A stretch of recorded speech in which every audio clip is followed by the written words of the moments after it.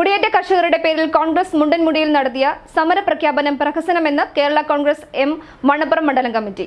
1980-ലെ വനനിയമം കൊണ്ടുവന്ന കോൺഗ്രസ് ഇപ്പോൾ നടത്തുന്ന സമരം അംഗീകരിക്കാനാവില്ലെന്ന് അവർ പറഞ്ഞു. യോഗം കേരള കോൺഗ്രസ് തൊടുപുഴ നിയോജക മണ്ഡലം പ്രസിഡന്റ് ജിമ്മി മറ്റത്തിമ്പാറ ഉദ്ഘാടനം ചെയ്തു.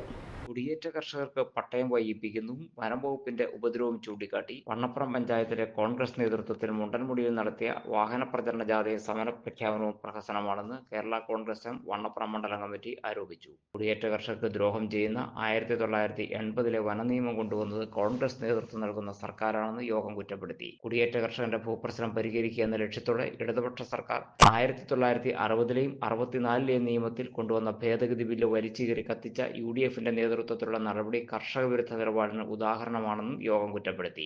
ഇക്കാര്യത്തിൽ കോൺഗ്രസ് MPമാരുടെ നിലപാടും അപലപനീയമാണെന്ന് അവർ പറഞ്ഞു. യോഗം കേരള കോൺഗ്രസ് എം തൊടുപുഴ നിയോജക മണ്ഡലം പ്രസിഡന്റ് ജിമ്മി മറ്റത്തിപ്പാറ ഉദ്ഘാടനം ചെയ്തു. വണ്ണപ്പുറം മണ്ഡലം പ്രസിഡന്റ് മനോജ് മാമല അധ്യക്ഷനായി.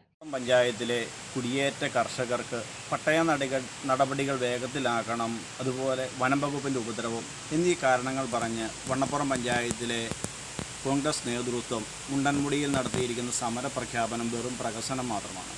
അതിന് കാരണം 1960-64-ലെ ഭൂനിയമത്തിൽ 2023-ൽ ഇടതുപക്ഷ ജനാധിപത്യ മുന്നണിയുടെ ഗവൺമെൻറ് 50 വർഷങ്ങൾക്ക് ശേഷം അതിശക്തമായ നിലപാട് സ്വീകരിച്ചതിൻ്റെ ഫലമായി ആ ബില്ല് കേരള നിയമസഭ പാസ്സാക്കുകയും ആ ബില്ലിന്മേൽ ഐക്യകണ്ഠേന പാസ്സാക്കപ്പെട്ട ആ ബില്ല് പിറ്റേ ദിവസം പുറത്തിറങ്ങി വന്ന് വലിച്ചു കീറി കത്തിച്ച് ഫോട്ടോഷൂട്ട് നടത്തിയ UDF നേതാക്കന്മാരാണ് ഈ പട്ടയ നടപടികൾക്ക് വേണ്ടി ഇപ്പോൾ മുറവിളി കൂട്ടുന്നത് എന്ന യാഥാർത്ഥ്യം വണ്ണപ്പുറം പഞ്ചായത്തിലെ കുടിയേറ്റ കർഷകർ കൃത്യമായും തിരിച്ചറിയും.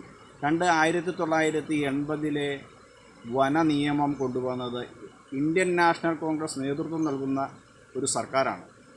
ആ ബില്ല് വർഷങ്ങൾക്ക് ശേഷം കേന്ദ്ര സർക്കാർ ആ ബില്ലിൽ 23-ൽ ആ ബില്ലിൽ ഭേദഗതി വരുത്തിയപ്പോൾ 12/12/1996 മുൻപ് ഏതെങ്കിലും വനേതര ആവശ്യങ്ങൾക്ക് സർക്കാർ നോട്ടിഫൈ ചെയ്ത ഭൂമി എന്ന് വ്യക്തമായി പറഞ്ഞിരിക്കെ ആ വസ്തുത പോലും മറച്ചുവെച്ച് വ്യാജ പ്രചാരണമാണ് UDF നേതൃത്വം നടത്തുന്നത്. രാഷ്ട്രീയകാര്യ സമിതി അംഗം അഗസ്റ്റിൻ വട്ടക്കുന്നേൽ, പഞ്ചായത്ത് അംഗം PG സുരേന്ദ്രൻ, PG ജോയി, സെബാസ്റ്റ്യൻ ആടുകുടി, ജോൺ കാലായിൽ തുടങ്ങിയവർ സംസാരിച്ചു.